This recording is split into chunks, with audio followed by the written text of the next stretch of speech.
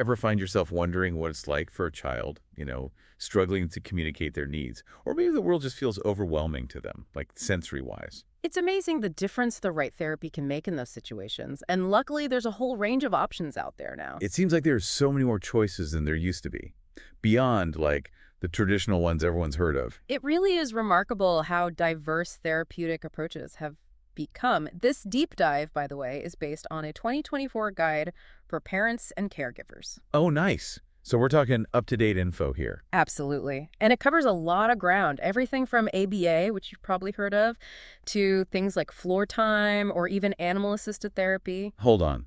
Dolphins included. Okay, now I've got to hear more about this. But first things first, right? Right. Before we get carried away by dolphins, Very slight chuckle. we probably need some kind of framework, Yeah, for understanding how all these therapies fit together. absolutely. One helpful way to think about it is by the needs they address. So some therapies, they focus on building essential skills, like occupational therapy that helps with those everyday tasks, or speech therapy to help kids unlock communication. Oh, and physical therapy too, right? For Right. strength and all that. Exactly. So it's all about giving kids the tools to navigate the world, confidently. Makes sense. But what about the emotional side of things? Right. So then you have therapies that are all about emotional and behavioral support. Play therapy is a good example. Also, music therapy, art therapy. They're great outlets for expression. Especially, I'd imagine, for kids who don't do well with, like, traditional talk therapy. Exactly. It's like giving them a voice, even if they're not using words. I like that. So we've got skill building, we've got emotional support. What else? Well, every child experiences the world differently, right? For sure. Sensory integration therapy, that's crucial for kids who are sensitive to sensory input, sights, sounds, you name it. It helps them process all that more effectively. That makes me think of my friend's son. Crowded places, noisy places, forget it. Complete meltdown. Could sensory integration therapy help with that kind of thing? It certainly could. That's exactly what it's designed for. Helps retrain the brain, basically, to handle sensory input in a more regulated way. Wow, so it can actually make those overwhelming situations, like, manageable. That's the goal. And then, of course, we can't forget about the social piece. That's where social skills therapy comes in. Gives kids a safe space to learn those, all important social cues, how to build relationships. It's like a toolkit for making friends, which at that age is so important. Absolutely. It's foundational. Now, some therapies take things a step further, not just the what of behavior, but the why. Cognitive behavioral therapy, CBT. Oh, CBT, I've heard of that. But isn't that more for adults? You do hear about it more with adults, but it can be adapted for children, even those with, more complex needs. How does that work? I mean, what's that look like for a kid? Well, the core principles are the same, but therapists have to get a little creative, using things like storytelling or drawing. Instead of complex worksheets, they might use like a story about a worry monster, something like that. It's pretty clever. Makes it relatable. Exactly. The goal is to help the child understand those links between their thoughts, their feelings, and then ultimately their behavior. Okay, so we've covered skill development. We talked about emotional support, sensory processing, social skills, even like getting into those thought patterns. Right. And that's a lot of I guess you call it the more common therapies, but then there are more specialized approaches too, like ABA, applied behavioral analysis, and also floor time. Both of those use play, which is interesting. Oh, so both play-based but different. Exactly. Different structures, different goals. We'll definitely want to unpack those in more detail to really understand the nuances. Sounds good. Where should we start? How about with behavioral therapy? It's really kind of a cornerstone in a lot of treatment plans. Okay, so back to basics. Behavioral therapy, what is it exactly? So at its core, it starts with understanding that behaviors, they're learned. And because they're learned, we can use that knowledge to help kids develop positive behaviors. Like, those Digger charts, the ones we used to get in school for good behavior. Jekyll's, exactly. That's positive reinforcement in action, which is a huge part of behavioral therapy. So using rewards, praise, that kind of thing, to encourage those positive behaviors. What about when kids aren't, quite as cooperative? What happens then? That's where other techniques come in. Token economies, for example, so earning points for good behavior, and those can later be exchanged for, like, privileges or small toys. And for more complex cases, you have applied behavior analysis, ABA. Oh, right, ABA. We hear about that one a lot. Rightfully so. It's about taking a skill, like communication or self-care, and breaking it down into smaller, more manageable steps, and then using those positive reinforcement strategies every step of the way. So instead of one big overwhelming task, it's like you're scaffolding it. Exactly. You got it. And speaking of breaking things down, that's what occupational therapy is all about, but with a focus on everyday skills. Getting dressed, using utensils, writing. Things that, honestly, a lot of us take for granted. Absolutely. And for children with special needs, those tasks can be incredibly difficult. A lot of coordination and sensory processing goes into even those simple activities. That's so true. I never really thought about it that way. Occupational therapists, they're experts at identifying those challenges and then creating a plan to help. It's amazing, though, to see a child master a skill that they previously found impossible. Really empowering. So it's not just about independence, it's about building self-esteem too. Exactly. So we've got behavioral therapy, occupational therapy, both focused on, like you said, building essential skills. What's next? Let's talk about speech therapy, because communication, that's fundamental. But it can be really challenging for kids with special needs. And it's more than just, like, speaking clearly, And right? you're right, it is more than that. Speech therapy covers a lot. Articulation, so saying words clearly, fluency, so speaking without stuttering. Right, right. And then there's receptive and expressive language. Okay, I'll be honest, I'm not really familiar with those terms, receptive and expressive. Sure, so receptive language, that's all about understanding what other people are saying. And then expressive is how you communicate your own thoughts and ideas. Ah, okay. So two sides of the same coin. You have to be able to understand and be understood. Precisely. It's about building that bridge. This is fascinating. Are there, like, techniques used in speech therapy that might surprise people? Things they wouldn't expect? Well, have you ever considered the power of music as a therapeutic tool? Music. Interesting. You mean like actually using musical elements to help kids communicate? Exactly. There's a whole type of therapy called music therapy, and it's showing a lot of promise, especially for children who struggle with more traditional forms of communication. That's amazing. I never would have thought about it that way. How does that work, though? Music, just think about it. It brings up emotions, memories, all of that. Music therapy takes advantage of that power. So we're talking rhythm, melody, sometimes even songwriting. Wow. It's like they've got this whole other language inside them, and music helps unlock it. In a way, it does, and the research is really promising, especially for kids on the autism spectrum. The guide specifically mentions a study. It showed that music therapy led to some really significant improvements in auditory processing. That's incredible. Okay, so we've talked about essential skills, managing emotions, expressing themselves. But what about the social aspect? Making friends, handling those playground interactions. Such a critical part of childhood and something that doesn't always come easily for kids with special needs. That's where social skills therapy comes in. So this is giving them a safe space to practice those skills. Exactly. Things like starting a conversation, reading those social cues, even disagreeing politely. Which, let's be honest, can be hard even for adults sometimes. Very true. We could all use a little help in that department sometimes. But for kids with special needs, these skills often don't come naturally, so focused therapy is that much more important. And the goal being they cannot just, like, exist in social situations, but actually feel comfortable. More than comfortable, thrive. The goal is to give them the tools to thrive in those settings. I love that, to thrive. Yeah. It really speaks to, the heart of what all these therapies are trying to do, help children reach their full potential. So, let's see, we've covered behavioral therapy, occupational therapy, speech, even touched on music therapy a bit. Mm-hmm. What else is out there? How about another creative one? Art therapy. Oh, I love art therapy. I've even found it helpful as an adult just to kind of work through things.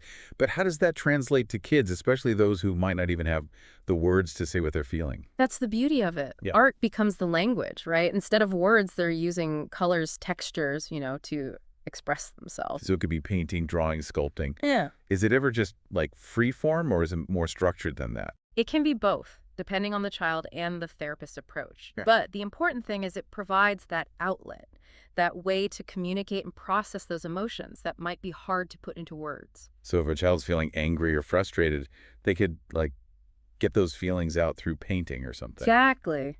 And the act of creating can be therapeutic in itself, gives a sense of control, accomplishment, and bonus. Fine motor skills, coordination, all of that gets worked in there too. I love that it addresses multiple needs at once. That's what's so great about these therapies. There's often a lot of overlap. Okay, so we've covered how therapies can help kids develop skills, manage emotions, express themselves, build social skills.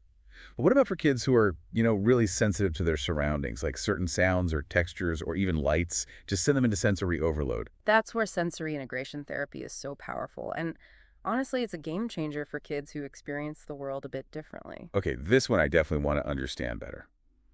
Because sensory input, that affects everything. It can be tough. Imagine trying to listen to a symphony, but someone's blasting heavy metal right next to you. Ooh, yeah. That's kind of what sensory overload can be like for these kids. That's a good analogy.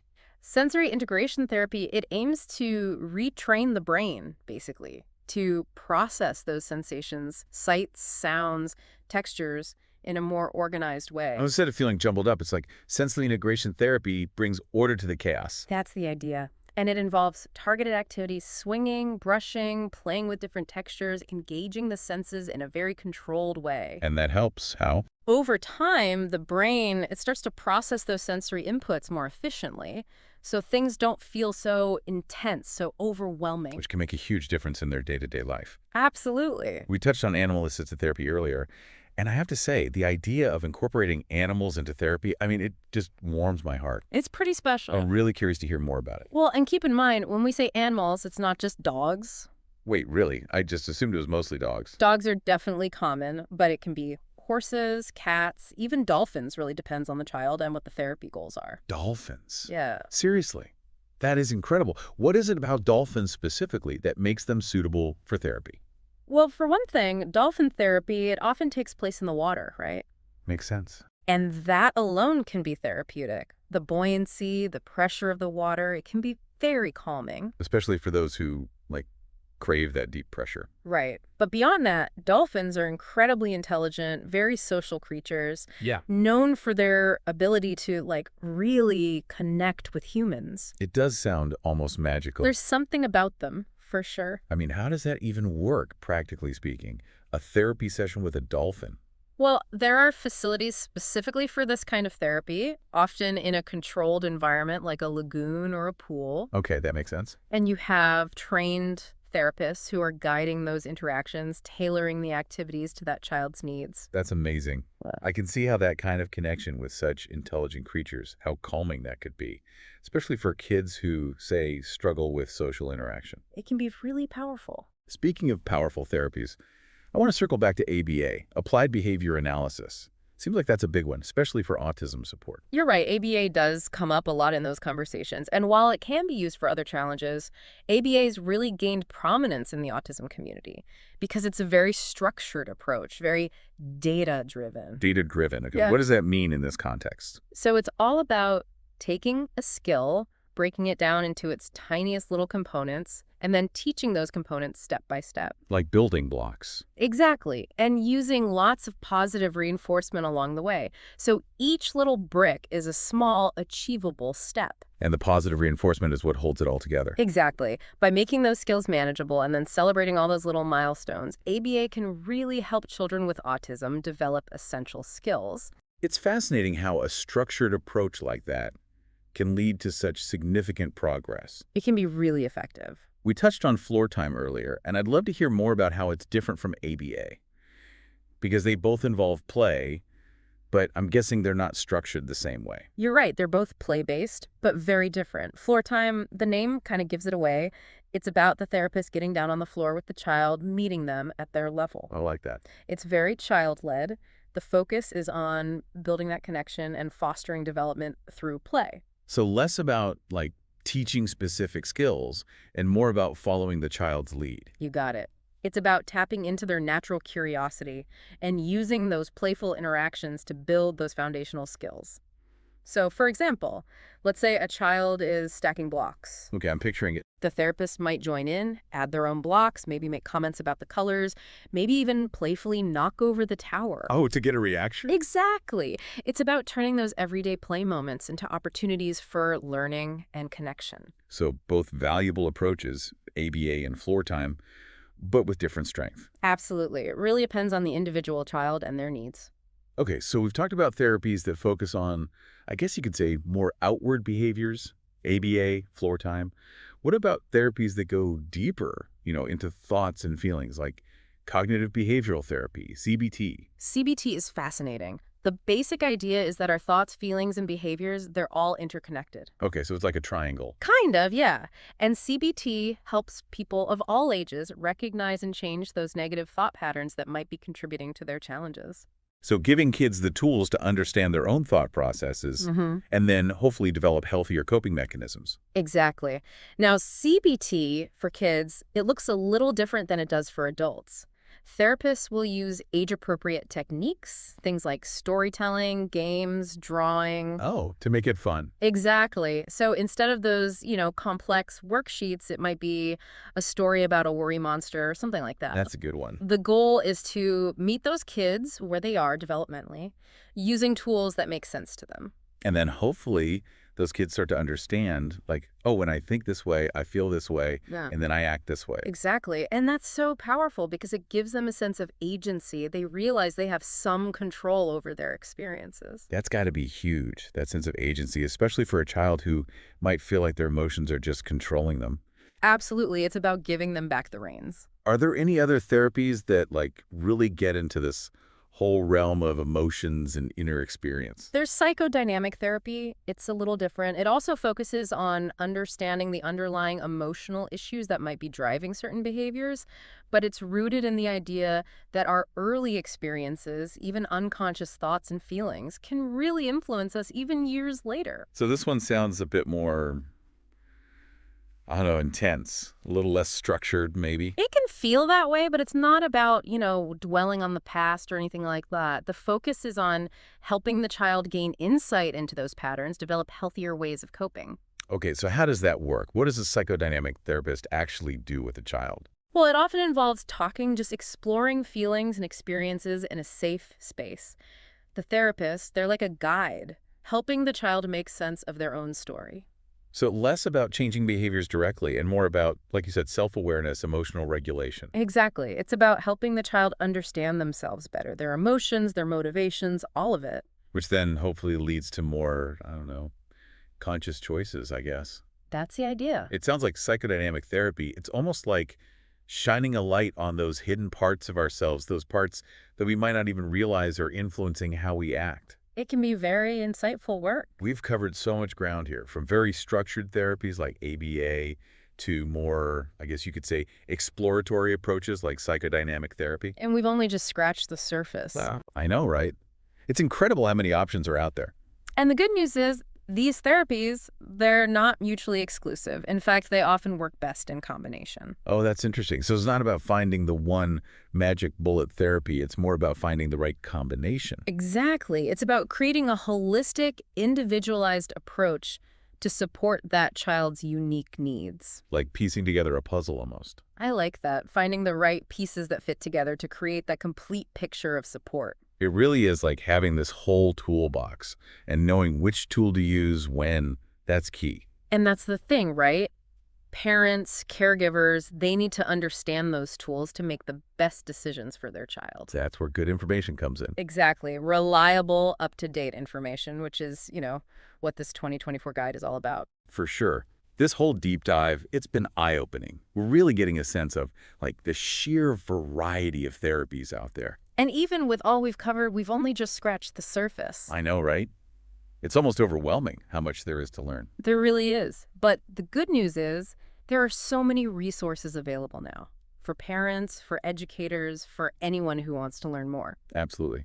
Speaking of learning more, I want to go back to this idea of combining therapies. You mentioned that often they work best together. Absolutely. It's about creating this holistic, individualized approach, right? Addressing all those different aspects of a child's needs.